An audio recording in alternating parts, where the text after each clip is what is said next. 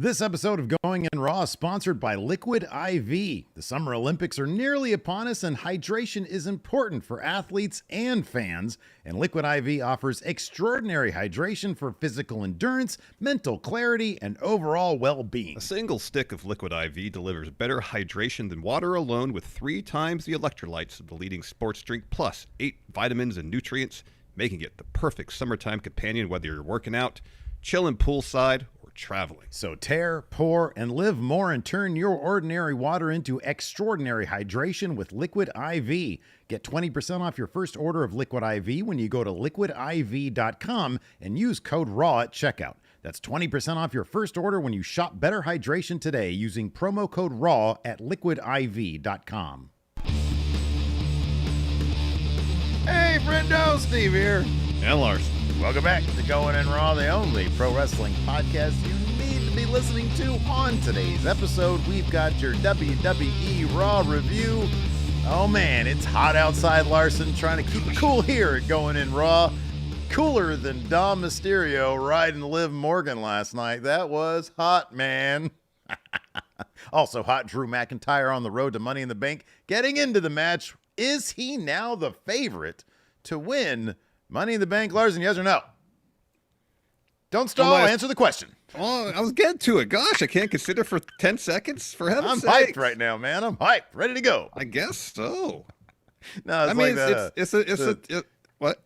It's like that scene in Star Trek 6 when the Klingons got Kirk on trial, and he's like, he asks him a question in Klingon. He's like, don't wait for the translation, answer me now. Oh, yeah. Sorry.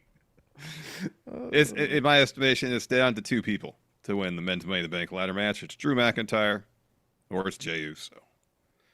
Now, Jey Uso, incredibly popular, though he has a reputation recently of coming up short into the major matches. You know, he'll win all his other matches except when there's something significant on the line.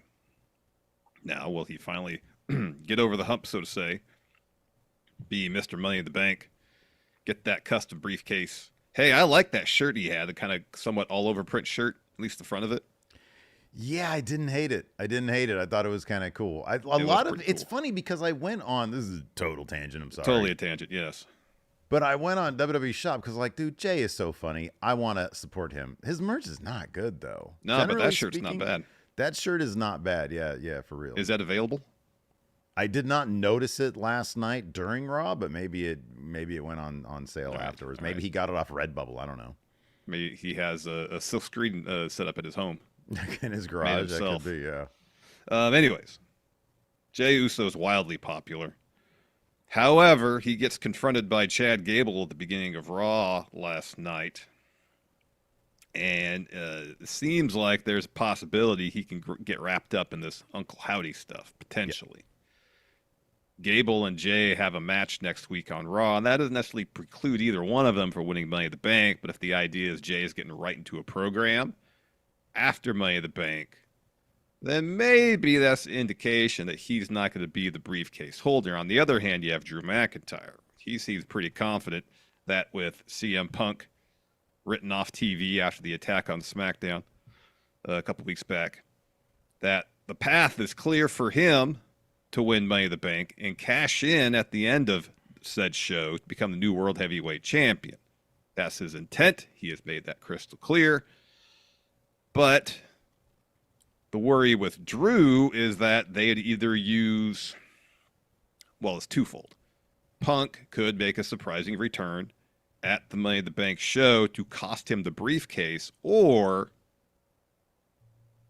Drew can win the briefcase, then Punk costs him an opportunity to successfully cash in.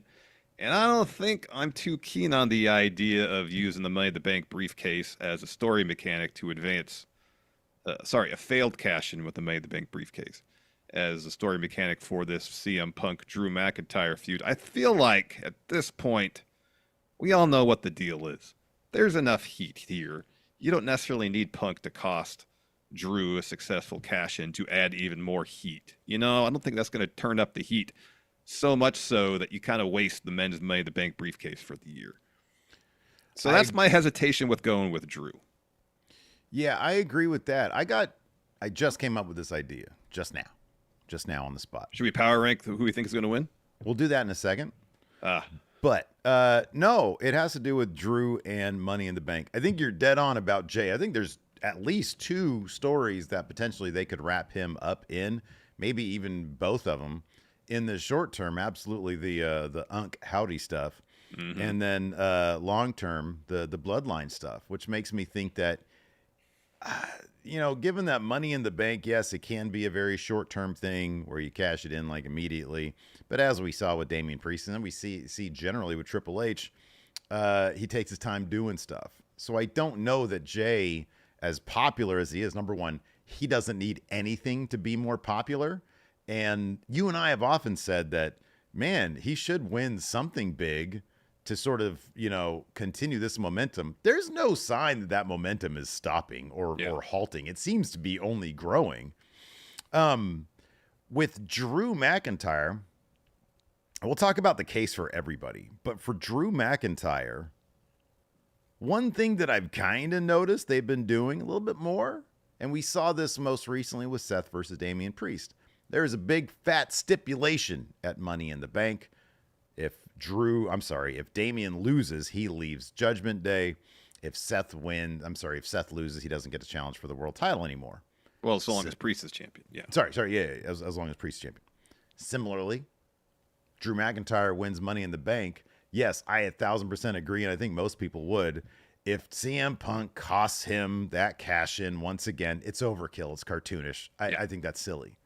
But maybe the match at SummerSlam can be for the briefcase. If Drew has it, Punk can say, and I don't know how they would set it up necessarily, what the motivation for putting that briefcase on the line would be.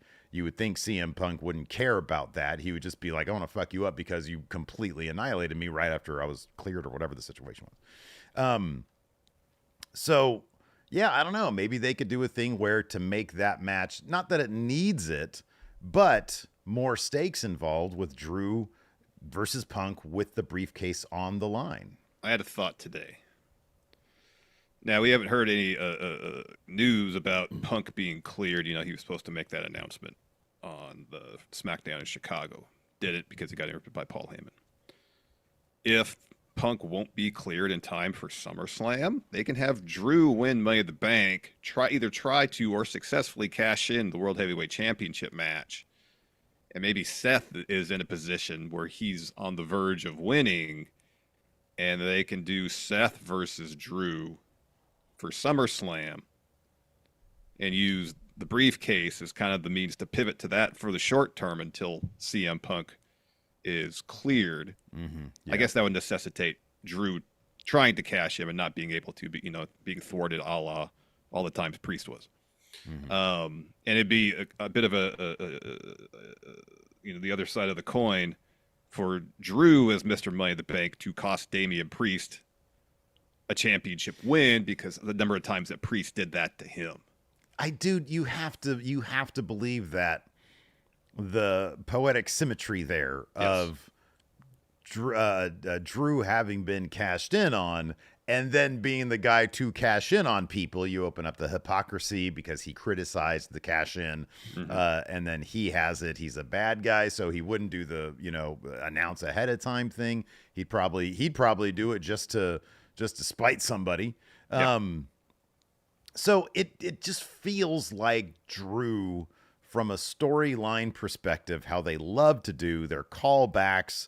And so people can go back and be like, oh, remember this moment here? Look at Drew now and look at the symmetry. They love that stuff now, as they should, because that stuff is awesome. Yeah, it's effective storytelling right there. And it makes the most sense. We mentioned the case for Jay. He's supremely over. The case for Gable. He's a guy who just re-signed. Yeah. He's he's out of the Intercontinental Championship scene, but the way they've been building his character, and I think a lot of it, and this is delicate ground, depends on how he looks coming out of the Uncle Howdy stuff, because clearly that's going to be a thing. Yeah. Coming out of that, if he is in a stronger position, I could see them taking the long game with him in that Money in the Bank briefcase. I mean, dude, I didn't see this 3 months ago, but the way they've pivoted his character and how good he looks coming out of like 5 losses for the Intercontinental Championship, he looks really damn good. And I could see him within 12 months being a serious World Heavyweight Championship contender guy. Yeah, so maybe that's the conversation regarding him either as Mr. Money in the Bank or number one contender a year from now. I don't see it happening now because of the Uncle Howdy story that he's in. You know, you got to imagine if there's a situation where Chad's climbing that ladder, reaching for that briefcase, piano, note starts hitting, lights go down, the portal light up on the stage lights up. He's gonna be distracted by it. Maybe some fog gets in the ring. He's gonna run out of there. He's gonna run down that ladder as quickly as he can and run through the crowd like he did last night on Raw. I mean, otherwise, you got LA Knight, not really. Well, yeah, let's take this one by one. Is LA Knight's next? Okay. Yeah, I would think so. I would think LA Knight's probably next, although he's firmly involved in the U.S. title scene, so you'd be kind of surprising for him to have the Money in the Bank briefcase, and then maybe it's not unprecedented, the challenge for the U.S. title at SummerSlam, unless, oh dear, they're going to have him win Money in the Bank to cash in on the U.S. title. That would be horrible. It'd be awful. Horrible. I feel like, dude, let me ask you this really quick. Let's pause our power ranking. How much shenanigans? Because, like, right now I see Logan Paul screwing over LA Knight somehow during Money in the Bank. This match would be overbooked. You think so? You think high they're going to go, man? There could be at least 3 people that are going to try to climb that ladder only for someone to cost them their opportunity. Absolutely. Somebody who's not in the match, you think this is going to happen? This should be a prop bet if Cody's listening. Yeah, how many times is someone going to interfere in this match? Yes. That isn't in the match. How many times is that going to happen? They can't. I don't know if to maintain the integrity of the match, can they do it more than once? It's Money in the Bank. There's no DQs. They can have 10 people interfere if they wanted to. Yeah, but I'm saying in order to maintain the integrity of the match. I don't know, man. If they think they could advance story by having a bunch of people interfere, they're not going to worry about integrity of the match. I don't know. I think Triple H cares about the integrity of the match, dude. I think so. I think 2 has got to be the limit. Well, you got Uncle Howdy for sure. You think so? At least Fog Machine? Something's going to happen. They're going to roll a VHS tape on the Tron. Yeah. Something. Logan for sure, yeah. Logan definitely. To cost LA Knight an opportunity. I don't think you can dispel the idea that CM Punk might show up.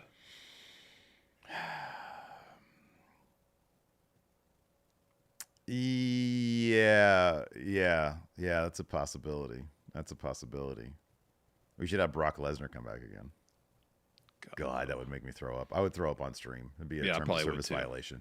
It'd be like an SNL skit. We'd both be all bleh, bleh. The case for LA Knight also is just terrible because if Cody's going to lose that title to anybody, maybe Solo, probably The Rock. It's got to be like Cody's got the only people Cody. You think Cody's going to get through this entire bloodline thing with the title, never having lost it? I don't think he should, but I feel like it's a good possibility. You think? Oh, really? You think it's like a 70-30 thing? Yeah, I think it's a pretty good possibility that he's going to hold on to the title until, well, with the exception of maybe The Rock, but anybody else in the bloodline, I wouldn't be shocked, but I'd be kind of surprised. I almost combined shocked and surprised. Yeah. Shock-prized. So yeah, LA Knight not likely. Probably next Carmelo Hayes. Again, if they want to surprise the crowd and give him a good boost, if they want to make the crowd think that this was a botch, he actually went into business for himself. Yeah, he's a good 2 years away from this. Yes. And then probably last on the power rankings, I would think would be Andrade. I like Andrade a lot. He's barely on TV though. The speed champion pulls down the Money in the Bank. Have the speed champion chip on one shoulder and Money in the Bank briefcase. The other says, I'll cash this in. He wins. He just literally throws away the speed championship because what does it mean anyways? Well, you know what, though? If it's him, they can keep the old senor up there on the thing. That's true. Yeah, dude. Yeah.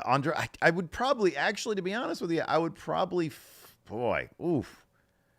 I was thinking, should we flip Andrade and Carmelo because SmackDown's not going to get this thing. No, they're not. At all. But Speed is even less than SmackDown. Carmelo's on TV basically every week. Yeah, right. He's kind of wrapped up in this LA Knight. Even if it's him going backstage and getting verbally checked by a couple of jobbers and he's on TV. Can't say the same for Andrade. That's true. That is true. Yeah. What? I was gonna say something. I don't know. Maggie's gonna get mad if I say this though. They really should have swapped Andrade for Ilya. Ilya should have been in this Money in the Bank match, dude. Because I'd give Ilya a pretty decent chance. I'd be like, oh, they might see. Well, that's the thing. Anybody on Raw has a better chance than basically anybody on SmackDown, with the exception of Solo. Saying. With the exception of Solo. Yeah. If Solo or The Rock entered themselves in the Money in the Bank, they'd be the only two people from SmackDown that I think could win and have a chance of actually cashing in. Should Cody replace this? Well, Randy Orton. I think if Randy Orton was in here, he's the chance he could win. When's the next Saudi show? Is it September? When is November. that? November. That's probably when they're going to do Cody versus Randy. Could be. Well, let me ask you something. Cody was recently at the Madison Square Garden event. Gifted his probably a replica. I don't know. It looked pretty new. Of his dad's, the title that his dad had, and then they took it back. Yeah. They Dusty finished it Dusty. Should he replace the current WWE Championship with that? No. No? No. No? Should he get his own custom version of the WWE Championship? No, they're not going to do anything different with the WWE Championship because it's got a giant WWE logo. When a sports team wins a championship, they hand them a version of that belt with the custom side plates with the team's logo. But what do you focus on? The giant WWE logo in the middle. It's all marketing, Steve. Yeah. It's all marketing on WWE's part, giving out these championship belts. So you got the Celtics championship parade, and Porzingis has the championship over his shoulder. Yeah, Jason Tatum ain't letting go of that thing. Has the championship over his shoulder, and oh look, WWE's getting free marketing at this parade that's getting news coverage. They ain't going to change it. What a cold, cynical answer that is from you. I'm not saying I like it. I'm saying that's the way it is. It's the harsh, cold reality of the world. Reality of the situation. Yeah, man. What a shit time we're living in. Got that right. Anyways, before we continue on talking about Monday Night Raw, and oh man, I need some Liquid IV just to watch that Dom Live stuff because it's so hot. I might get dehydrated, Larson. Dehydrated, huh? Speaking of Liquid IV, they're the sponsor of today's show, Larson. Yes, they are. Let's take a break here. Get a word from our sponsor, Liquid IV. The Summer Olympics are nearly upon us, Steve. And while I think we're long shots to make this year's Team USA basketball squad, hydration is still important for us when we play hoops twice a week. That's correct, Larson. And Liquid IV provides us with superior hydration when we're out there on the basketball court. A single stick of Liquid IV delivers better hydration than water alone with 3 times the electrolytes of the leading sports drink, plus 8 vitamins and nutrients. And while Liquid IV is awesome for our one-on-one contests, it's also great for mental clarity and overall well-being. You know, especially during the summertime, Liquid IV is an essential part of our semi-weekly hoop games. I honestly don't think we'll be able to get through 2+ hours of basketball in this brutal Northern California heat without drinking Liquid IV while we play. And also, 4th of July is coming up. It's supposed to be well over 100 degrees outside, and I'm planning being at a barbecue or two, having a hot dog in one hand and Liquid IV in the other, so I stay hydrated while I'm watching some fireworks. And not only is Liquid IV the ideal companion for all your summer activities, it's also great for hydrating while traveling or before, during, or after your workouts. One hot dog. Man, I'm going to be fisting 3 Glicks in my hand, dude. So tear, pour, and live more with America's #1 powdered hydration brand and turn your ordinary water into extraordinary hydration with Liquid IV. Get 20% off your first order of Liquid IV when you go to liquidiv.com and use code RAW at checkout. That's 20% off your first order when you shop Better Hydration today using promo code RAW at liquidiv.com. A single hot dog in your hand. What is the child's play right there? Well, I mean, it's hot dog first, then some ribs, maybe a burger.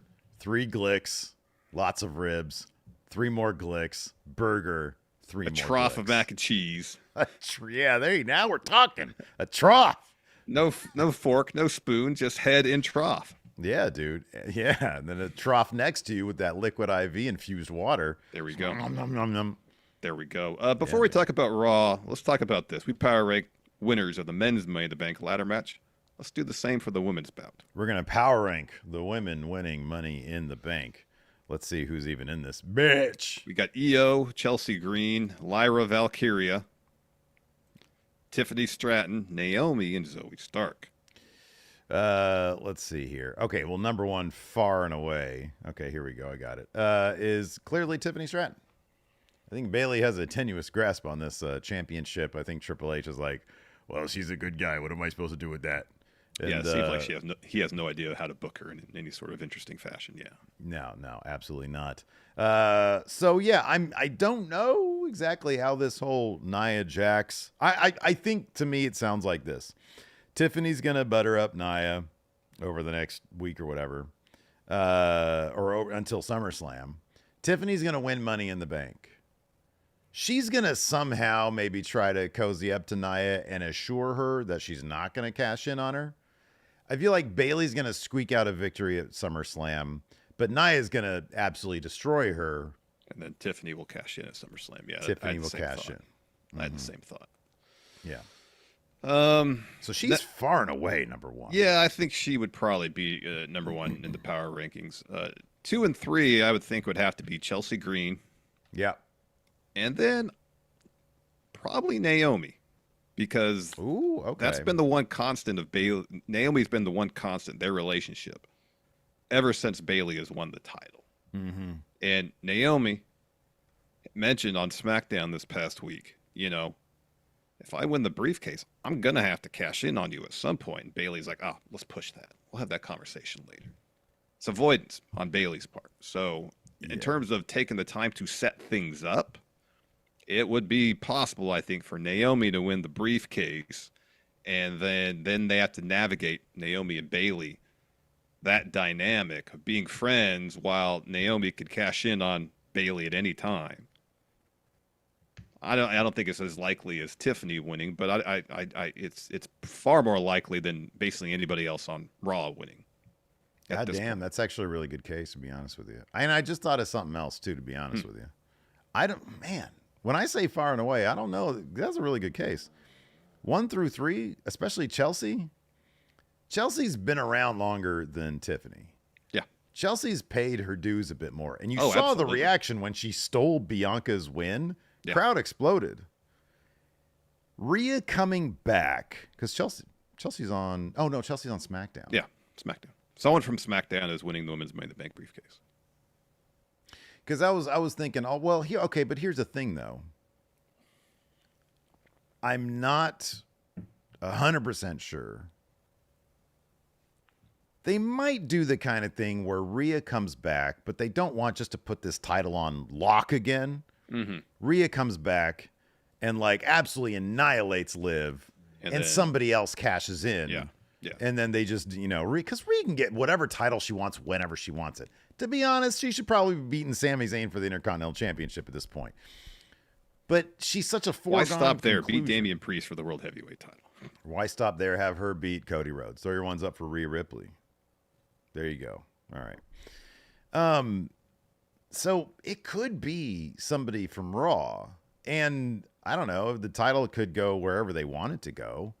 The briefcase could go wherever they want it to go. I understand that point. I just don't know. Io's the only participant here from Raw that I would think would be likely. Oh, you think so? Yeah. I mean, Lyra has been on Raw for a matter of months. Oh, from Raw. Yeah, in the match. Yeah, the Raw. Yeah, I agree with that. I think Lyra, she's kind of cold. And Zoe's been on the main roster far longer, but it's not like she's been consistently booked as, a singles competitor. And the fact that she was backstage talking to Sonya Deville in the background and Shayna had to walk up and end the conversation and pull Zoe away from it seems like that's what she's going to be doing through the summer. Yeah, Zoe's in a weird spot because she's, number one, she's probably one of the best, most interesting in-ring performers they have. She is so damn good. From a character perspective, like, she hangs out with a super bad guy with Shayna Baszler. But neither of them are really like good guys or bad guys. I'm sorry, I shouldn't say super bad guys. Super badass. Yeah. But neither of them are really good guys or bad guys. No. They both have their charm. They both have really good chemistry together. But Zoe just doesn't do bad guy very well. And she doesn't do like mean person. Like Shayna does mean person great. Probably better than anybody else. Zoe doesn't do mean person. No. And yet, like, but she's so damn good in the ring. So I don't really know. Like, they're going to figure her out, I think, at some point. Because she's just too damn good in the ring. And she's got some personality. Like, it's there. It's just, what do you do with it? Yes. And that sometimes is kind of a tough thing to crack. And I think that before she gets anything, like in terms of a title or Money in the Bank, they're going to figure out that first. They're going to get the story first. Yeah. Yeah. So I guess I would probably go Tiffany. Well, the case for Chelsea is just from a character perspective. It would be incredible to have her with that briefcase. Yeah, absolutely. Chelsea, man. I'm trying to think, like, who do you think they would be more likely to go with, Tiffany or Chelsea? Chelsea's been putting in that work. Yeah. And boy, she gets good crowd reactions. She does. But Tiffany, you can tell they kind of like, it's like, oh, you're going to be a long-term. You're going to be the future. I don't think you could dispel the idea that Naomi could win it either. No, I think that's a good one, too. I think Naomi's a really good case. I'll put it this way. I'm sorry. I think Tiffany and Chelsea have like so many similarities from a character perspective and where they're coming from, whereas Naomi's a different story altogether. Yeah, absolutely. But I think that's a great option. I would probably go Tiffany, Naomi, Chelsea at this point. Really? But that's the distance between each of them is not vast. It's a close, I think, contest for in the power rankings who's topping them, and then probably Io, Lyra, and Zoe. Chelsea would actually make a really good, what they refer to as a chicken shit heel. Absolutely. As a champion. Yeah. It's like she'd have Piper be doing everything, all the work for her. Yeah. And I'm kind of curious if they would go that route with anybody at this point. But yeah. And then who do you think has like a less chance between Zoe and Lyra? Like, I would think Zoe, Lyra, she was like in the Queen of the Ring finals. Yeah. I would think she has a better chance than Zoe. Yeah, I think so. I would put Zoe all right. The 6th spot in the power rankings. Yeah. All right. Well, there you go. We did it. We power ranked. We got a couple super chats and memberships here. BJ. Speaking of which, we're going to talk about Liv and Dom here in a second. Welcome to the Friendo Club. He's the Friendo Club channel member. Alex Foster with a super chat says, Judgment Day never had these problems when R-Truth was in the group. Just saying. They still had problems, though, man. Oh, yeah. Judgment Ever since Priest won the briefcase, they've had problems. They're a mess. Cream Reviews gifted a membership to the community. Thank you very much. Frolicious has been a member now for 8 months and re-upped. Man, we've got this Money in the Bank predictions challenge coming up. Yes. It includes 2 events, Money in the Bank and NXT Heatwave. So it's this coming weekend for both these events. And of course, this is open up to all the friendos who are Friendo Club setup members. And there's 2 ways to get the Friendo Club setup: by clicking join right here at youtube.com/Stephen Larson, or by going to patreon.com/Stephen Larson and clicking on the Friendo Club setup. Either way you do it, it's $5 a month. You get access to all of our bonus content, and then also access to our question threads, and of course, access to the Big Blue predictions challenge that we do every month. But we've got the special one coming up, Money in the Bank. What better way to start off your journey to becoming your story, to becoming Big Blue predictions champion, than by winning Money in the Bank? Yes. Which right now has a 0% cash-in rate, but you could turn that into a 50% cash-in rate. I know. No, sorry, it would be a 30% cash-in rate. It would be, but it'd go down in history as the first successful cash-in Friendo history. Oh, yeah. Yeah, absolutely. So, check out the Friendo Club setup membership. Liv and Dom, oh boy, still at it. Oh, wow. Wow. Just one compromising position after another for Dom Mysterio. This time, I love how they roped in. Number one, Zelina and Liv had a fantastic match. That crowd was really into it. as sort of expected, Liv Morgan came away with the win, but there's all sorts of shenanigans here. Dom Mysterio seemingly trying to help Zelina Vega win this title so that it's out of the hands of Liv Morgan. And in doing so, probably cost Zelina Vega the match. Quite predictably cost Zelina Vega the match, yes. Yeah. And so, at one point during Dom's match with his deadbeat dad, Rey Mysterio, he finds himself trying to tell Liv, hey, scram, get out of here. Don't need you around. Well, he's down there like on the floor, and Rey Mysterio does a sliding basement drop kick down to him. And he goes stumbling onto Liv, straddling her in a reverse position from where it was last time. And Dom tries to get up, and Liv holds him there. And that leads to his loss against his deadbeat dad, Rey Mysterio. Yeah. Just a lot of fun stuff. But the tensions within Judgment Day, even the Liv stuff notwithstanding, seem to be at a boiling point, man. What's going on with Finn and Damian? I mean, ever since they lost the tag titles, Finn and Priest, and Priest quite clearly turned his focus exclusively on cashing in and eventually becoming World Heavyweight Champion.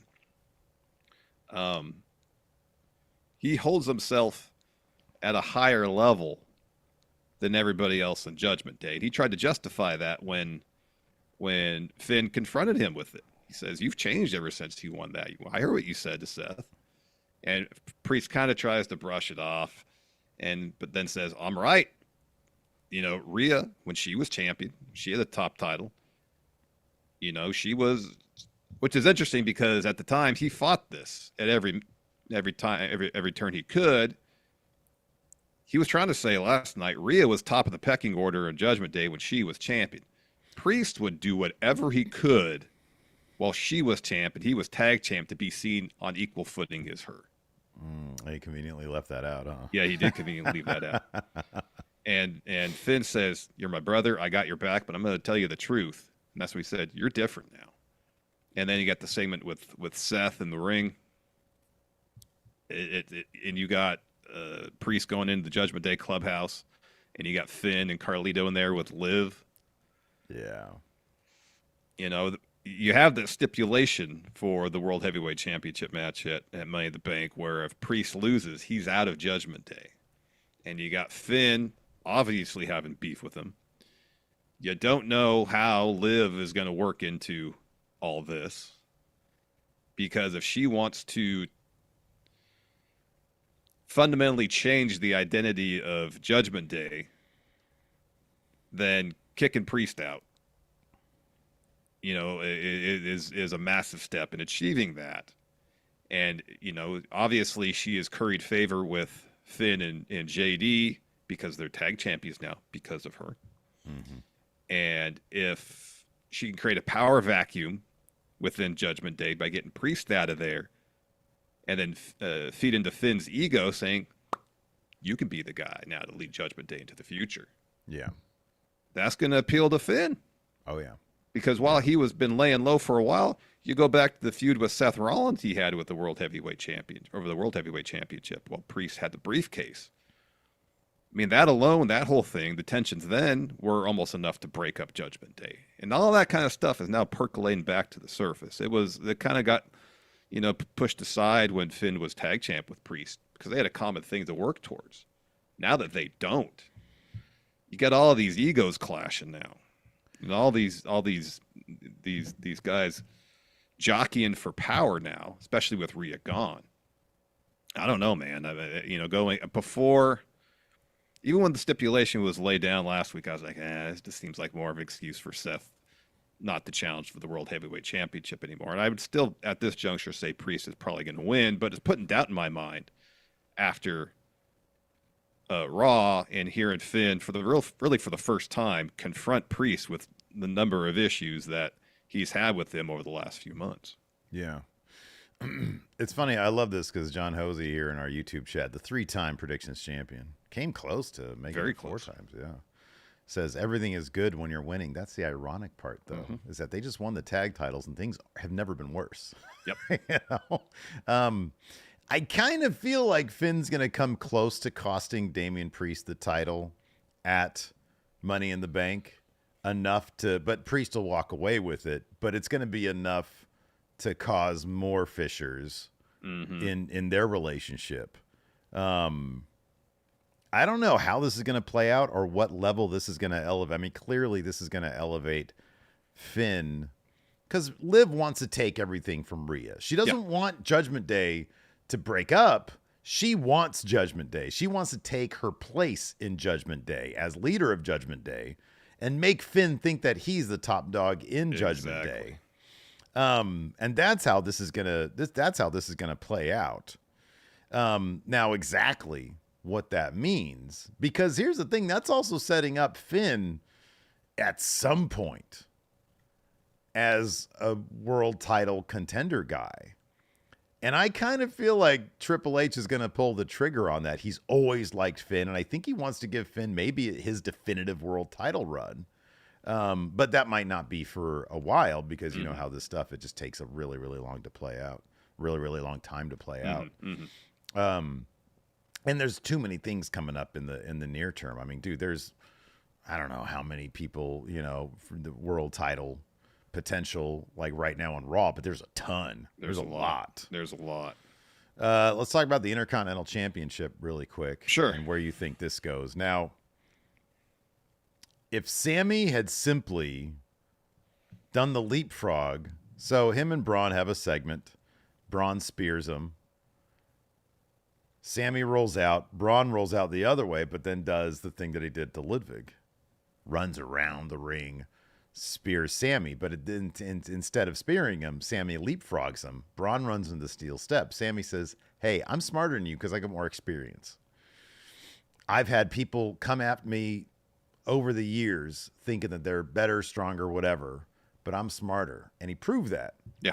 Well, Braun gets the best of him. If it had been left at that, if Sammy had leapfrogged him and beat up Braun and stood tall, I'd be like, oh, shit. They might do this at Money in the Bank. Braun put his paws all over that title after beating the shit out of Sammy. And held it high. So they're going to, look, Braun has made enough enemies, whether it's Ilya, now Ricochet's out, but, or allegedly, reportedly, he's done. Yeah. But he's made a couple enemies.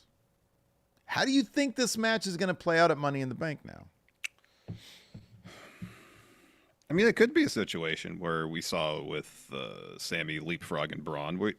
Obviously, they're not going to run back the same spot, but a situation where Sammy uses his wealth of experience, the one thing more than anything else Braun is lacking at this point in his career, to eke out a win.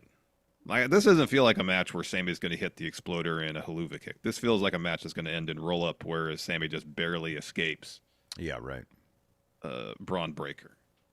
And if they want to run it back at some other point down the line, then yeah, maybe that's the point where Braun gets the win. Look at it this way.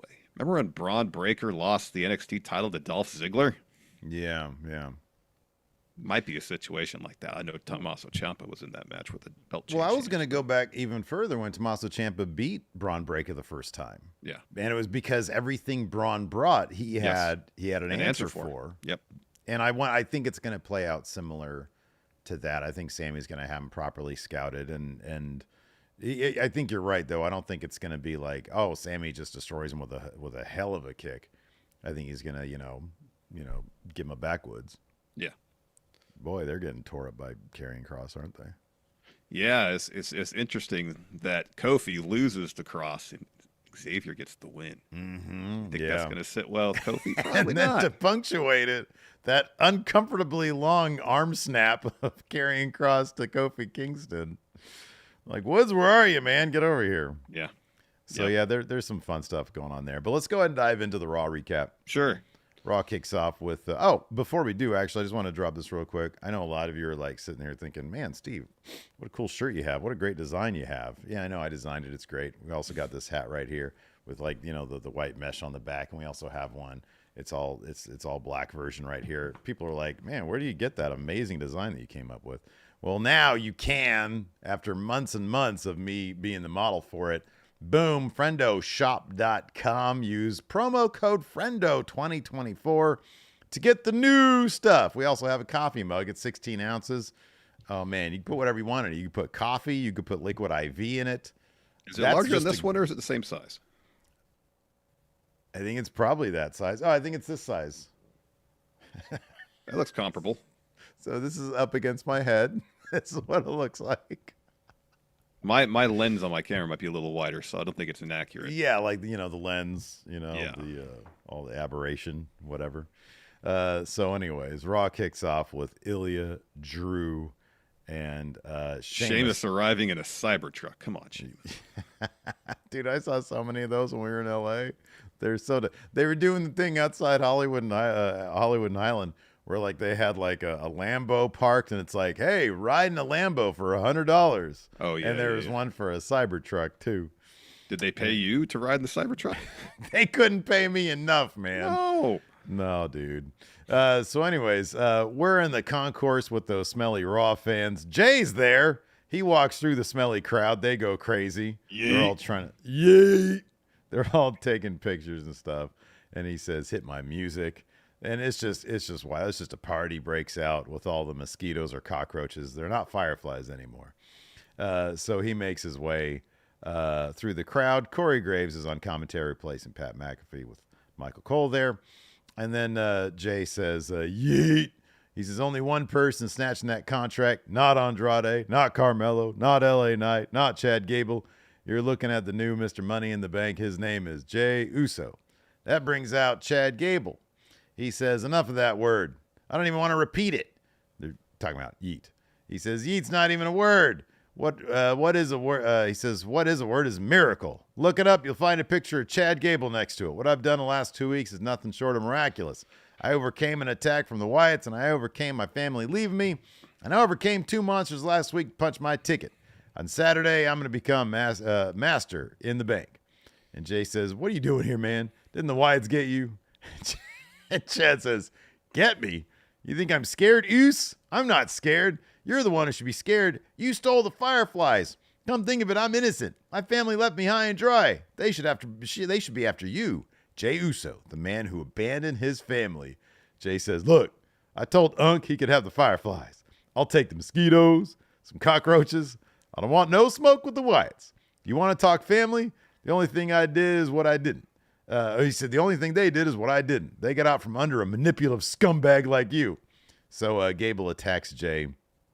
Jay counters, lays out Gable, and then Gable smiles, rolls out of the ring, and then we get and then we get the piano bit, the intro from Shatter, and then there's a couple of He's back. oh, hey, there we go. Let's see if this reconnection successful. Anyways, where did I leave off for you, Larson?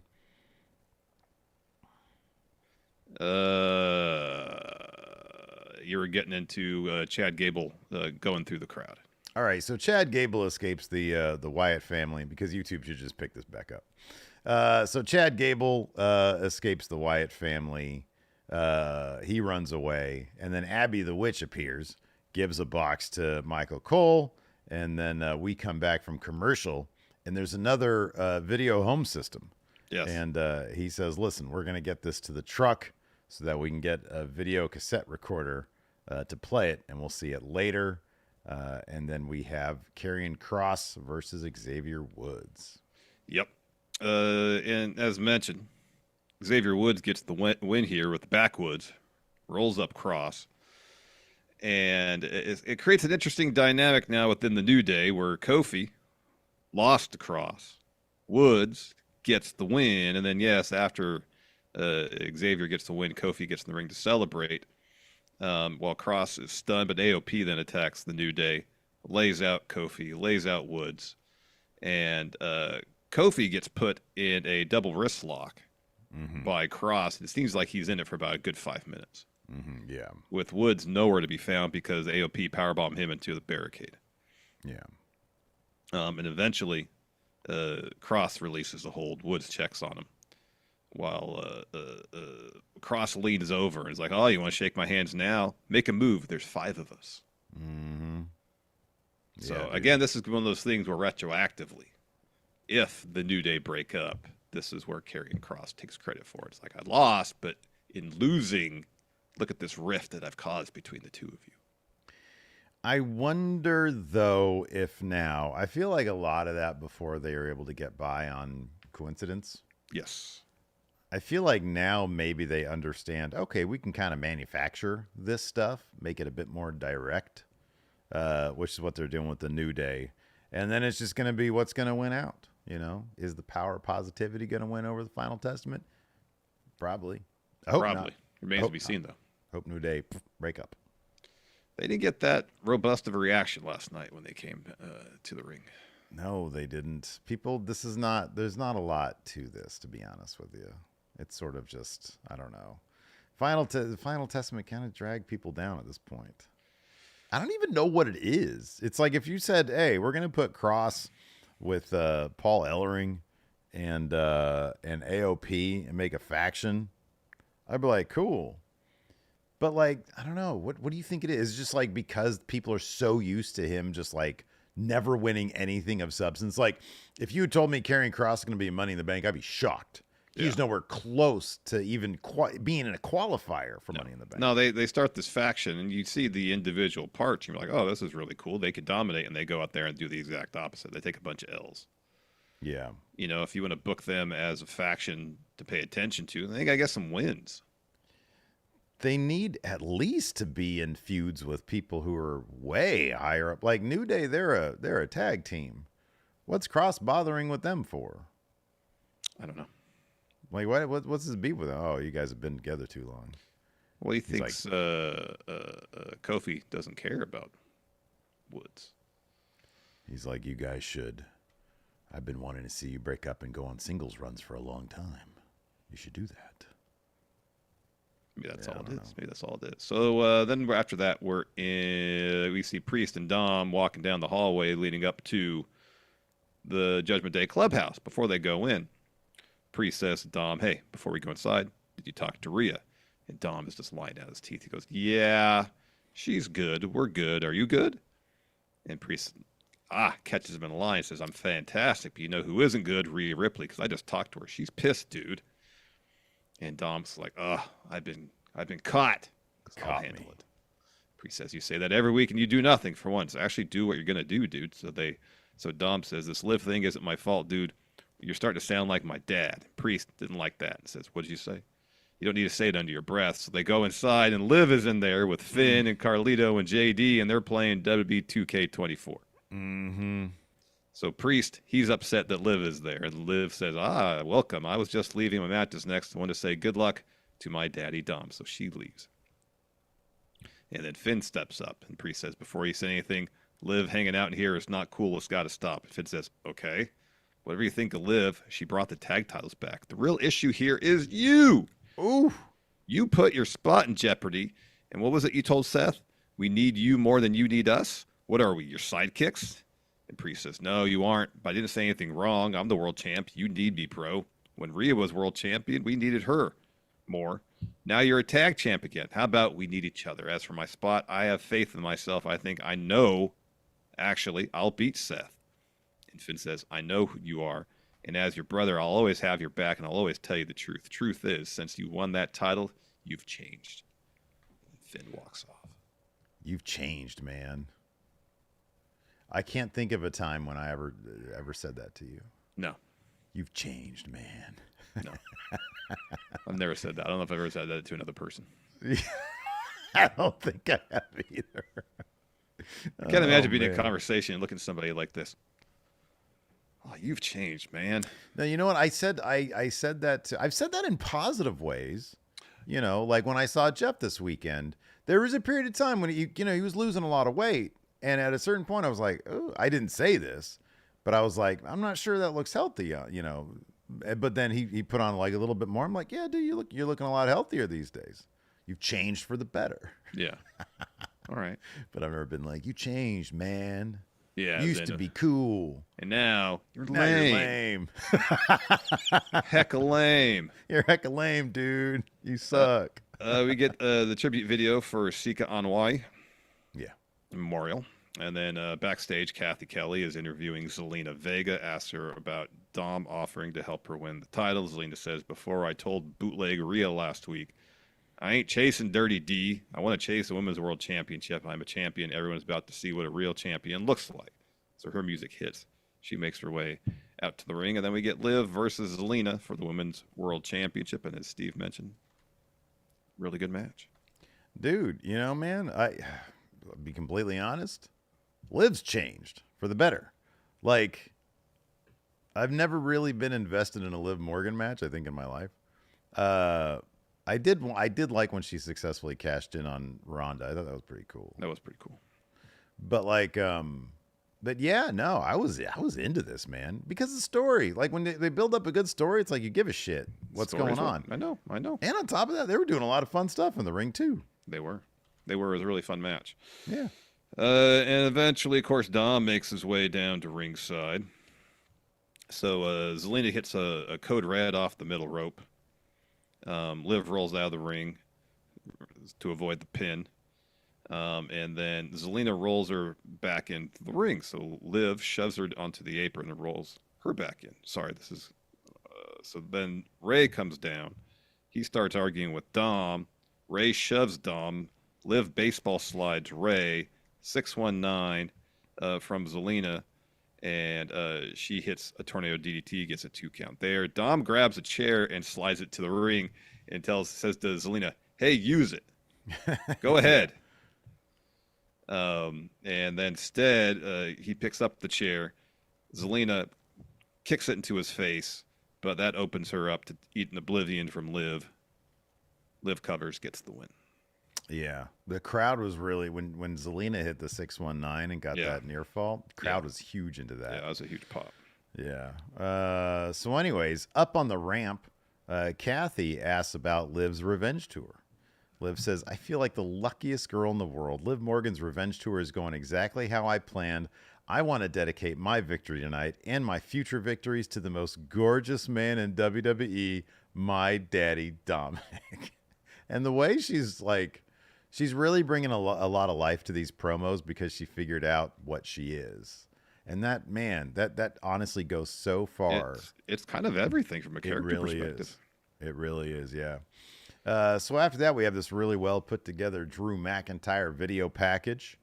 He hypes up the Money in the Bank qualifier. We get one from Sheamus and one from Ilya. The Ilya one's really cool. Yeah, that was good. That dude just looks like a movie character. He really does. He does. Then we get this trailer for the Behind the Curtain WrestleMania documentary, seemingly exclusively focused on Triple H. Yeah.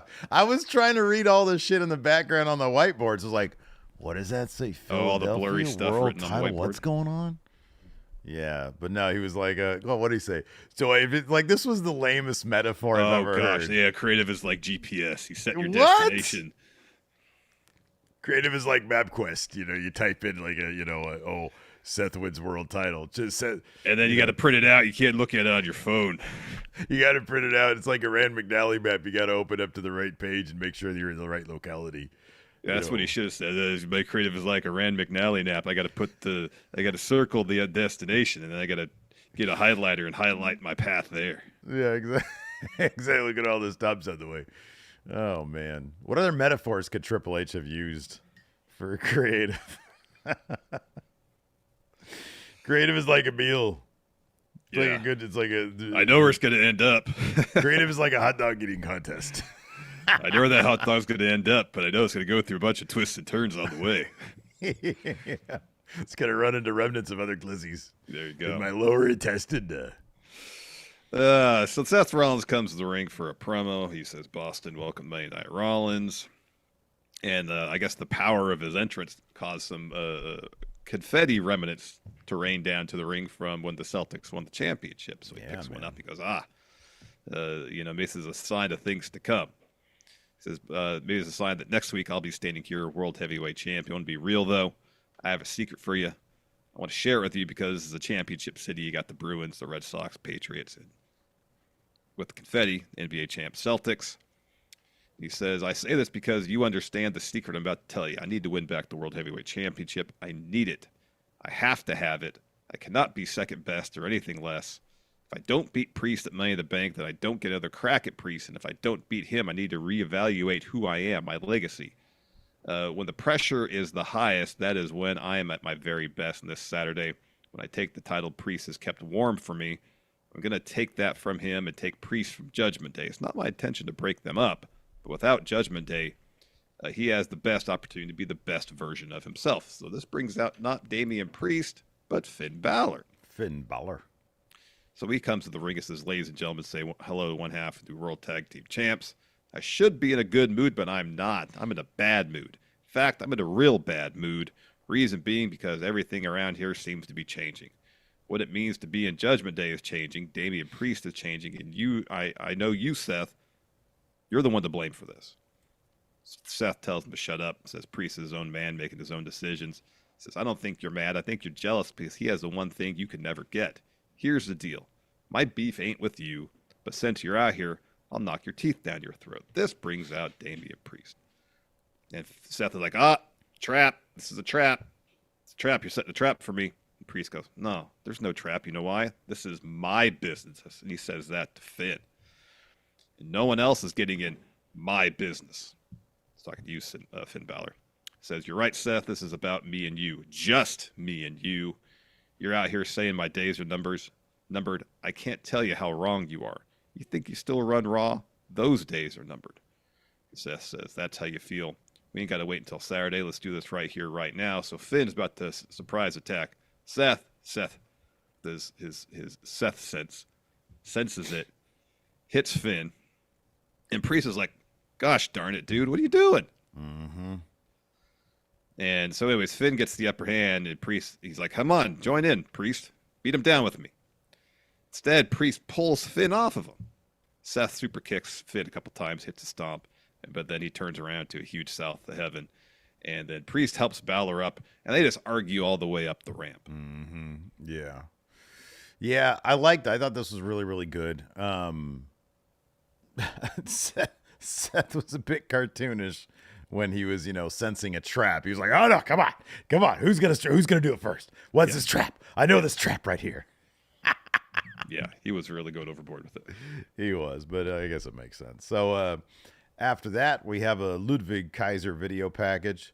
After countless hard-fought battles showing what I'm capable of, here comes that fraud of a legend, Sheamus. Attacks me from behind and ends up breaking my ribs. After so many years, you finally show your true colors. You're nothing but a coward. Sheamus, before was about beating you, only one chapter in the rise of Ludwig Kaiser. But my dear goal is not only to beat you, but to humiliate you, embarrass you, and end the Celtic warrior once and for all. Dakota Kai, she's got her Money in the Bank qualifier next before that match happens. Priest is helping Finn in the back, and he says, I need to do this on my own at Money in the Bank. Is that cool? And Finn doesn't even look at him, just goes, yep. And, Priest looking for the fist pound. Finn doesn't reciprocate. Issues. Icy. Ooh, very icy. Beef. We got Absolutely. Beef. Yeah. Anyways, next we got Zoe Stark versus Dakota Kai versus Ivy Nile. Another really good match. We got to see Dakota Kai do the chiropractor. That's such a cool move. Oh, I know. I was hoping she was going to win with that thing. Oh, such a cool move. That was rad. Ivy breaks up that pin. So Kairi Sane runs down, distracts Ivy so that Dakota Kai can stomp her head. But then Isla Dawn and Alba Fire come to the ringside to attack Kairi. And this guy distracts Dakota for a little bit. She turns around. Zoe kicks her in the head, follows with the Z360 to get the win. Yep. Zoe adds a lot to that match, though. She's great. Yeah, she is. So after that, we got more of this. We got the video home system tape being played by the video. Really should be home video system. It makes more sense. Of the Wyatt Six stuff. Once again, it's Bo being interviewed by Uncle Howdy. He says, how much longer are we going to keep doing this? What are we even doing here? And Howdy says, do you honestly believe you brought this to life? Bo says, I was destined to do this. And Howdy says, you think you're special? Bo says, special? That implies others are not. But there are others less than who deserve to be forgotten. We're the ones everybody wanted to forget about. We're the ones everyone abandoned. We made them notice us. Howdy says, there you are. How do you believe you could bring this thing to life? And Bo says, talking about the family. They weren't chosen, just willing. Clay in the hands of the potter. Die to the flesh to become something beautiful. Become a family. We become a family. Even now, there are false prophets belittling their family for their own gain, Chad Gable. It's disgusting. They must pay for their sins. Howdy says, you think this is your responsibility? And Bo says, I'm the voice of the reckoning. Howdy says, I am the reckoning. And they both say, I'm nobody. I'm all of it. I've set them free. I freed them from the cave. I am nobody. I gave them a family. I made them beautiful. I made all of them. And then Howdy disappears, and the piano music starts playing, and Bo is by himself, and he says, I set them free. And then Howdy materializes again and says, there you are. This is going to be kind of thing where what's everybody going to look like coming out of this? I have no illusions that they're going to get as deep as the one conversation we had. I can hope that they try something different and concrete and interesting and complex. Yeah. And I guess that's sort of the most we can hope for. I hope it's not simply like, oh, Chad Gable is mean to his family, I'm going to be mean to him. Well, I mean, it could also be a situation where Bo / Uncle Howdy is seeing, all right, you've built a family, surrounded yourself with a family here in WWE, and yet you take them for granted. You use them for your own ends rather than bringing them all up, you know? Wouldn't it be kind of interesting? Maybe we broached this before. I think this was something we broached before. But Gable being a prick right now, I did. This was part of the conversation. Howdy goes around turning bad guys into good guys. Mm-hmm. Sorry, go ahead. One thing that I desperately want to see with this character is a lot of Bo Dallas. Yeah. As opposed to Uncle Howdy. Yeah, Bo is great. Because fucking A. His presence, the aura, as they like to say, is fucking off the charts. Yeah, he's done an excellent job throughout this. He really, the camera loves his face in this, and that the look that he's got and his performance. And dude, because when Bray was the Fiend, we got a lot of Bray, probably more Bray than the Fiend. Mm-hmm. And dude, I would love to see 70% Bo Dallas and 30% Uncle Howdy. Agreed. One thing we didn't talk about yesterday during our SmackDown recap that I saw people point out on social media were the gloves that Solo Sikoa was wearing on SmackDown. Yeah, I saw that pointed out. Resemble the gloves that the Fiend wore. Yeah. And even at the end of SmackDown, when Solo, after putting Heyman through the table, he was holding his hands up like this. I believe there was a time where Bray did the same thing. Yeah. So I don't know if that's an illusion, because you could see Solo using the bloodline to achieve his own ends, accumulate as much power as possible. And yeah, Roman in his own way did the same, but at least he put forth the illusion that he was doing it for the betterment of his entire family. Yeah. Dude. I saw that too, and I was like, I don't know if people are just looking into this too deeply, but the possibilities there are exciting, in that you'd get little clues here and there. People on a different brand, but have a similar theme when it comes to family and the lineup of feuds that are going to take place. The people that Bo Dallas is targeting. Mm-hmm. I think there could be some really interesting stuff there, leaving those little Easter eggs for people to pick up on. The attention to detail, the Howdy family, the Wyatt family sort of infecting the entire company. That could be good stuff. It could be. So after commercial break, we got Chad Gable walking up to Otis. He's got a couple plates sitting in catering. Could you imagine? I'm just going to throw this out there really quick. Could you imagine, though, if, Wyatt 6 does some shit, Solo does end up getting that title off Cody, and if they recreate that little bit between Bray and Triple H, Solo carrying the title and Bo walking up to him and just sort of touching a little bit. Rubbing his finger across it, yeah. That could be cool. They could do something like that. So again, Otis, cafeteria area. Gable walks up. He says, "Oh, you see this new Wyatt video? They're talking about me. I don't know where to go." I know I was critical. I know I called you stupid, embarrassment, a blubbering idiot. I know those things were hurtful. I know you hate me. Otis says, I don't hate you, but we're not helping you. This is your problem, not ours. And Gable says, but who's next? Who are they going to get next? Tozawa? What about Maxine? It could be you. If that happens, I'll be there for you. I'll have your back because you're my number one guy. And Maxine and Tozawa walk up and they're like, everything fine? And Gable's like, yeah. And so he leaves. Yeah. Yeah. I'm kind of surprised, man. Otis, come on, come through for your guy. This isn't just like he's in a feud with somebody. This is like a horror villain, like targeting him. That's terrifying. Anyways, after that, we have deadbeat dad Rey Mysterio versus sympathetic son, the horny Dominic Mysterio.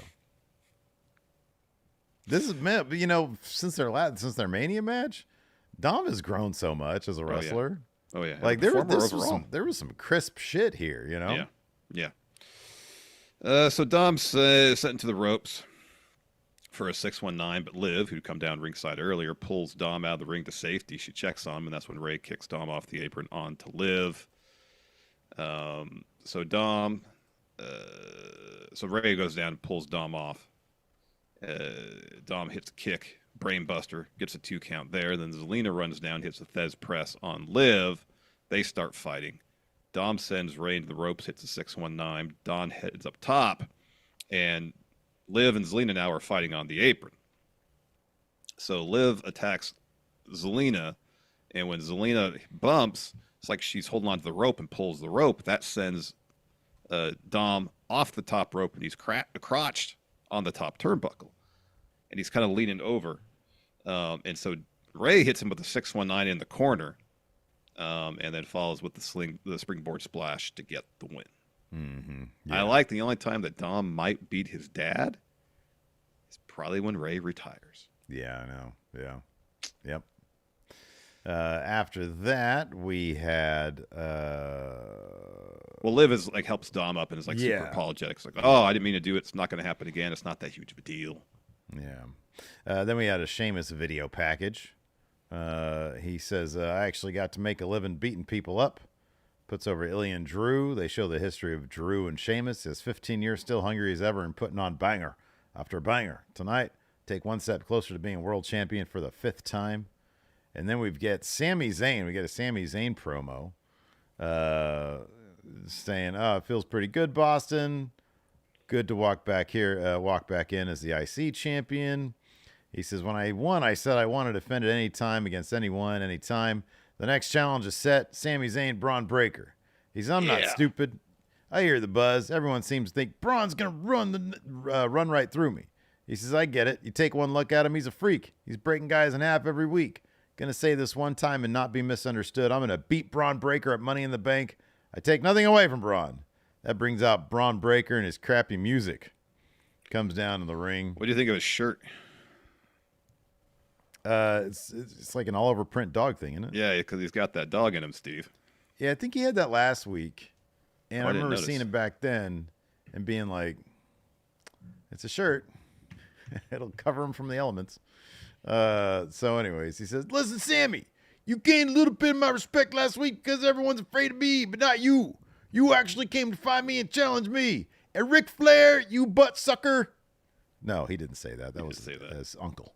He says, you gave me an opportunity, which tells me 2 things. You got guts and have no idea what you're in for. By the way, I'm totally doing a terrible Scott Steiner impression. Braun's delivery is actually really good on the mic. Yeah, it is really good. It's got a great ratio of, I think, what he really is, which is sort of a soft-talking guy, and like some energy to it. Yeah. He says, on Saturday, all that respect is out the window. In this ring, I'm going to beat you down, break you, and decimate you, become the new IC champion. Sammy's like, you know how many guys have said that? How many have done that? He says, how many times I've been beaten and broken? 1,000 times and 1,000 times to get myself back together. That's the difference between me and the other people you run through. I get back up, and the proof is right here. You want this? I want you to want this, Braun. I want you to try and take it away. Try your very best. If I have to stand here and tell you who I am, it tells me maybe you haven't done your homework and not as smart as you think you are. But maybe you're not as good as you think you are. I'll see you at Money in the Bank. Braun turns to leave, but instead turns back and spears Sammy in half. He stares at him, leaves the ring, stares at Sammy. Then he does the thing where he charges around, but Sammy leapfrogs him. Braun crashes hard into the steps. Sammy fires up, throw Braun into the announce table. rolls him into the ring, hits an exploder, charges in for a hell of a kick, but he runs into another spear instead, and then Braun sort of stands over him, hoists the title high, ensuring he's going to take that L. Take that L. Yep. So I got an update on some WWE merch. So the Braun shirt is available. And it's sold out in every size save for small and medium. So people are into this. No small people are allowed to have that shirt. The Jey Uso Oliver Prince shirt, not on Shop WWE currently. All right. Maybe it's on Redbubble. I'll have to check that later. Maybe. Yeah. So then we get a recap of... They advertise a recap of the Bloodline attack on Paul Heyman. But before we get that, Kathy is backstage with Damage Control and asks Dakota, is your loss going to affect EO's preparation for Saturday? And Dakota says, no, plans stay the same. To be honest, I'm so sick and tired of people getting involved in our business. So, of course, this brings up somebody getting involved in their business, Lyra Valkyria. Dakota says, speaking of, and Lyra says, act tough. Now that you're all together, you can't climb a ladder. You can't climb the ladder for poor EO. And then Katana Chance, Caden Carter show up. They all attack Damage Control. Yeah. So it's going to be, I think they announced like Lyra and the Party Girls. 6-woman tag match next week, I believe, on Raw. Yep. We got a recap of the Bloodline acknowledgement ceremony and then an Ilya Dragunov video package. He says, it's my time to breathe the air of a new level. A career can be short, especially when animals like Braun Breaker are trying to end it. This is a story of a different beast. I will fight you, Drew. I will fight you, Sheamus. I'll go to Toronto and win Money in the Bank or die trying. Says that like for every match he's got. I'm going to do this or I'm going to die trying. Yeah. But yet that never happens. Thank goodness, because I love Ilya. He's great. Oh, yeah. We don't want to see that happen to anybody. Then we got our main event, Ilya versus Sheamus versus Drew. They gave this tons of time, and it delivered. It was really fun. It was, yeah. Yeah, this was, dude, probably the best qualifier we've had. This is fucking awesome. This was great. So at one point, Drew's setting up for a Claymore on Ilya. Ilya counters, though, with Torpedo Moscow. Drew rolls out of the ring. Ilya goes up top for a coast-to-coast on Sheamus, but Sheamus counters with a jumping knee, hitting him in midair. Sheamus covers. Ilya kicks out. So Sheamus is setting up for a bro kick and hits it. He covers, but Drew pulls Ilya out of the ring, throws him in the timekeeper area. So we don't see Ilya again. Sheamus, pissed, tells Drew, bring it. They're trading shots. Sheamus hits a power slam, hits the 10 beats. Drew avoids a bro kick and rolls him up, gets a 2. Sheamus hits him with the knee. Drew responds with the Claymore to get the win. Afterwards, Kathy Kelly comes to the ring to interview him, and Drew says, I told you I was going to win this war, and that's exactly what I did. Another truth is I'm going to Toronto this Saturday and leaving World Heavyweight Champion. Mm-hmm. And you see the Punk bracelet he stole from Phil. Mm-hmm. And he's posing in the corner as the show goes off the air. Yep. Yeah, man, I don't know. A lot of possibilities for Money in the Bank. Yep. A lot of possibilities. Before I read these questions here on our question thread, quick reminder, if you haven't already, hit that subscribe button, hit the notify bell so you're always notified when we've got new content. Also, hit that thumbs up, the like button. We like to get as many likes here on the channel as possible. If you've been watching this or listening to this for this long, then why aren't you hitting the like button? Should be automatic at this point. Should be Click automatic. to watch the video. Bang. Bang, done. Hit that like button. It takes less than a second. Bang. Let's answer some questions. The bang. Kel Miko here asks, if Punk somehow costs Drew again, is he going to squash Punk at SummerSlam? I hope so. Imagine if the first match at SummerSlam, bell rings, Claymore, Drew wins. Mm-hmm, yeah. You should give him like a couple, like 5 Claymores. There you go. Destroy him. Yeah, there you go. No way, man. Then Drew will be the real world's champion. He would. Jay Smooth says, our current Big Blue Predictions champion, says, what mid-card acts should join Finn Judgment Day / Balor Club when he splits from Priest? Nakamura. Yeah, they got to do something with Nakamura. Shinsuke and Finn would be killer. That'd be a lot of fun. That'd be awesome. It'd be a lot of fun. Nikyle asks, where is Jimmy Uso? He's recuperating from injury, I believe. Mm-hmm. Yeah. Let's see here. Oh, wow. Austin says, not saying I think it will or should happen, but just for the sake of conversation. What if the Roman Solo situation's a swerve? What if Roman comes back as a mega heel? Tells Heyman, yeah, Solo was in charge while I was gone. and, and then Roman just completely, like, makes the bloodline super, like, just violent and crazy. He goes off the deep end completely. Takes the title back from Cody. Yeah, I'd be pretty surprised, but I guess it could happen. Takes the dusty title from Cody, too. Yeah. Spray paints it. BL. Yeah, bloodline. Yeah. Timor here asks, what do you think will main event Money in the Bank, and what will the closing image of the show? So I think the World Heavyweight Championship match is going to be the main event. Because if it's not, all this time Drew's been saying, I'm winning Money in the Bank, and I'm leaving the show champion. And I guess it's possible men's Money in the Bank opens, women's Money in the Bank main events, and you have the World Heavyweight Championship match in between. That's possible. But I think the final image is going to be Priest still champion, Seth glaring at Drew. Drew not officially cashed in, so he has his briefcase, but in just steaming, probably because CM Punk prevented him from cashing in to some degree. Yeah. Yeah, no, I think that's a good chance it's going to happen. DJ Chicken with a super chat says, run them likes up, friendos. And then Kamari Bess here with the super chat says, Seth Gunta is better in money match than Priest Gunta. And does Roman return with his WrestleMania 40 version of his theme song? That had like the big intro, didn't it? Yeah, I think so. Does he return with that? No, I think just standard Roman theme. Yeah, do not go back to the Shield theme. Oh my God, it'd be terrible. No vest, no Shield. Because people would be like, oh my God, Mox is back. I know. I mean, Roman, he's been posting workout videos. He's gotten super jacked. Oh yeah, no, you don't want to cover up all that beef with a vest. Oh my God, just ball drop after ball drop. I know. Professor Genki says, if you guys could book a dream mixed singles match, who would you pick? Professor here says EO versus AJ Styles. Oh, okay. That's a good one. That's a really good one.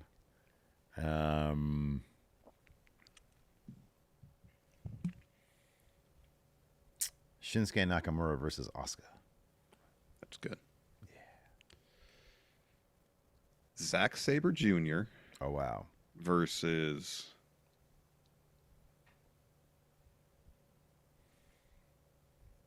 Masha Slamovich.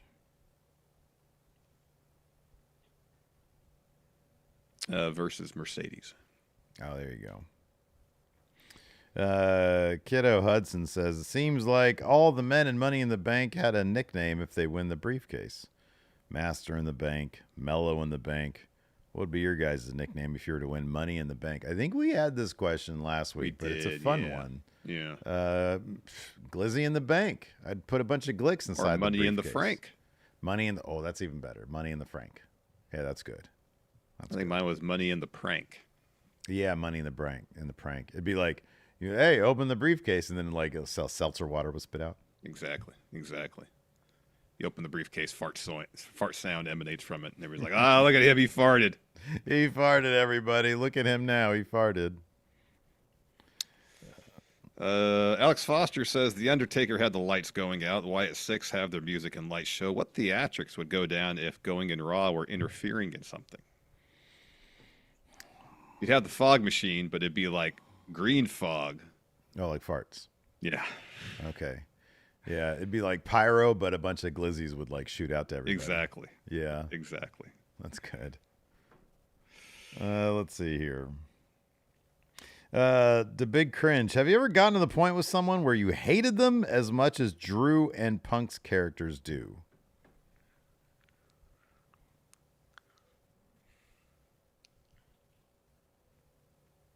I mean, for the sake of kayfabe, it's fun to say Hilton. Oh, yeah. Yeah.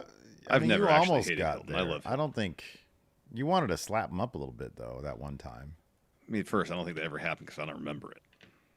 Dude, you're probably just blackout drunk. I have never been blackout drunk in my life. But how would you know, though? Because I seen you like that. You know, the first time I've ever heard about this supposed altercation was when you mentioned it, 6-7 years ago. No one else has ever mentioned it ever before to me. Who would mention it? I don't know. Hilton, people that were there. Hilton, I think, was super drunk. I would think at the day after, people like, oh, wow, it was crazy.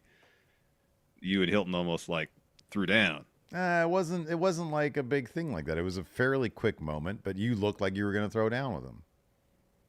Oh, dude, this is totally, goddamn. I would listen, if I unlock the key to transcendental time travel, can we please do that together? That'd be first. Show you? Yeah, first and foremost. Because that shit had happened, man. Boy, he was so annoyed with him. Have I ever gotten to that point with anybody? Nobody that I personally know, but there are plenty of people in this world. That is a good answer, and I agree with you. That goddamn it. Put me in a room with them. Let's see here. Samuel Raja says, do you see it being a possibility that Braun gets DQ'd in the match against Sammy? Doesn't have to get pinned. They don't have to give him the belt. Is it? Hey, you know they could do. Braun just beats the shit out of Sammy so much they DQ the match. Yeah, but that's not really something Triple H done on pay-per-view, though. If this was an episode of Raw, I'd be like, yeah, sure, that's a possibility. But pay-per-view? I mean, WWE did it. I guess it was under Vince. Seth versus Roman at the Royal Rumble. Yeah. I think, here's the thing. In certain circumstances, I think it could work. And I think this is one of those circumstances where I think it could work. But Triple H also, you're right, he does like to keep things legitimate. I think a roll-up probably makes more sense. Yep. Sammy via roll-up. Mm-hmm. Chris Stanton says, why do you think that no member of Judgment Day is in Money in the Bank? Seemed like a missed opportunity at some cool storytelling. Yeah, I'm still a bit somewhat surprised that Finn's not in that match. Finn should totally be in that match. Yeah. Yeah, I'm really surprised they didn't do that. Blake Whitehouse says, between Carlito and Karrion Kross being revitalized on Raw, does it show that Raw's third hour is important for helping talent get over simply because it allows for more time to tell stories? Oh, yeah, you could definitely make that case. That having that extra hour gets more people on TV and more opportunities get themselves over. Sure. I'll be honest with you. Like, I really kind of dig Raw the way it is. I'm not like, oh, man, this needs to go down to being 2 hours. They get a lot of stuff in. It feels like one chaotic thing. It's definitely an ensemble, and it's strong that way. No, I dig Raw. I like Raw at 3 hours now. Yeah, I don't mind it. Yeah, I think it actually just goes to show you put sense. on some interesting stories, and it's not such a slog anymore. Yeah, maybe we should review it the night of now, Steve. I'm down if you're down. Oh gosh, called my bluff. Yeah, be careful with that one. I've been thinking about that, to be honest with you. I've been thinking about that. Oh, that and SmackDown. Oh, but you love your Fridays so much. We're done by 8. Something to think about.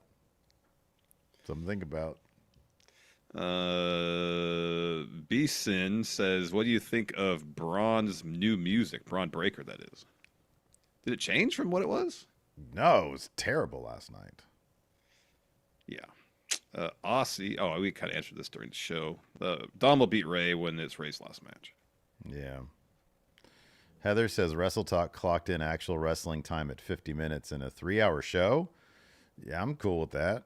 That's fucking compelling. So what do I can't say I love Wrestle Talk, but when people, I think it's corny when people actually clock the amount of wrestling on a show, unless it's like, oh my God, this was so talky, there was no wrestling going on. If yeah, it seems 15 obvious. minutes wrestling on an episode of Raw, yeah, that's an issue.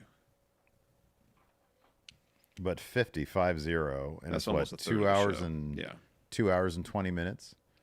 2 hours and 15 minutes. Yeah. 2 hours and 15 minutes. Yeah, I don't mind that, to be honest with you. Look, there's one thing I give a shit about. Am I entertained? If I'm entertained, what do I care? What am I going to be clocking the amount of wrestling on the show? Edward Munoz here says, Alvarez and Meltzer the last few days on their shows have been talking about how similar Tony Khan and Triple H are in terms of booking, mostly the flaws in creating new stars. But in your opinions, how similar are they actually? Not terribly. What? Not that, I mean... Just look at how they're handling Braun Breaker since he moved over to Raw. Doing a pretty good job in terms of building new stars. Yeah. No, I don't see a lot of. I don't think that they're similar at all. At all. No. At all. Cool Fresh Guy in YouTube chat says, what's the next oh man moment? Yeah, between Liv and Dom. Yeah, that's a good question. Something that could probably play out in the ringside area. Maybe it's a situation where Liv's on the apron, she gets knocked off, and Dom happens to be there and catches her or something. Catches her. Yeah, I could see that. Something like that. Yeah. Twisted Dream in the Twitch chat just gifted 5 subs. Thank you very much. That's so nice of you. Thank you very much. Right Payday here says, we know Vince wasn't huge on paying off stories, so what are some of the best things that he never gave us a payoff to? Oh, who? Vince. Some of the best things we didn't get a payoff to? Yeah. I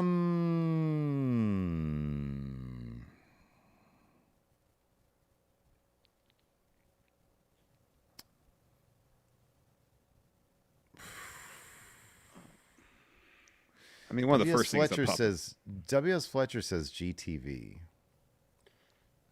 White Brownie says fake Eric Rowan. That is the answer right there. Fear and Loathing says, who threw the pie at Kevin Owens? Yeah, so these are all good. But, like, is there, like, Cheeseman, I think, has it, the invasion angle. Yeah. Like, we got a payoff for, or we got a blow off for that. It was Survivor Series. Yeah. So, like, we got that. But I was also thinking, like, sort of bigger than that. Like, I'll be honest with you, maybe the NWO.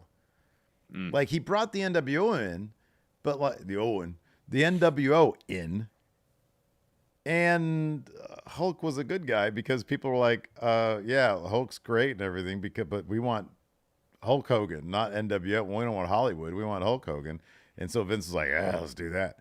So they did that in the NWO. Like, they had Booker T be in the NWO. Shawn Michaels, joined the NWO. And there was never, and then like people just got injured out of it. Yeah. So like there was never, Scott Hall got fired. Yeah. There was never like a proper payoff for that. No. So yeah, I'd probably go with the NWO, to be honest with you. Oh, I had an answer, then I forgot it. Oh, White Brownie's got it. Oh. Alistair Black kicking Big E. Oh, that is one of the funniest tweets I've ever seen, was somebody just pointing out Alistair Black spent 2 years in a room just to come out and kick Big E. And then get released. And then get released. And then in kayfabe, he just left.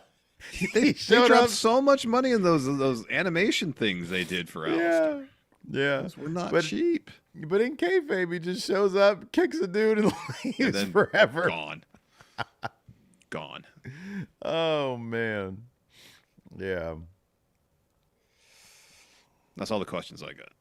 Yeah, I got no more over here. All right. Anyways, that's going to do that's that. For the show. Speaking of Hilton, number one, he's off screen right now. He's not off When screen. you were talking about, don't interrupt. When you were talking about, oh, that never happened. He was sitting there doing the whole eye roll thing because he remembers it very well. Oh, you know for damn sure he doesn't remember that. I think Rory said that he remembered it. He was like, oh, yeah, that happened all the time. Yeah. Unreliable witness. And he was there, and I think he was laughing. He was like, oh, come on, chill out, guys, if I remember correctly. Transcendental time travel, Larson. We're going to do that. Yeah, I'm all for it. Isn't, what is it called? Heat Wave is on Sunday. This is the go home to Heat Wave today. Yeah, it is. Because Heat Wave's an actual thing. It's the premium live event from an arena. Yeah. Was it Sunday? Yeah, Sunday. All right, cool. Right on. Anyways, that's going to do it, everybody. Thanks so much for tuning in. We appreciate it. Hilton is not only eye-rolling you, Larson, but he's saying that we got to wrap it up. So I'm going to eye-rolling, and he's not in the wall. And listen to Hilton, as everybody should, and wrap it up. Till next time. Hilton, you've changed. Larson's saying that you've changed. Hilton is one dude. He hasn't changed since he was like 7 years old. Well, you didn't know him when he was 7. No, but you did, and like you can confirm that. Not quite that, close right? to that, yeah. Yeah. Anyway, I'm not confirming anything. Goodbye, everybody. Goodbye.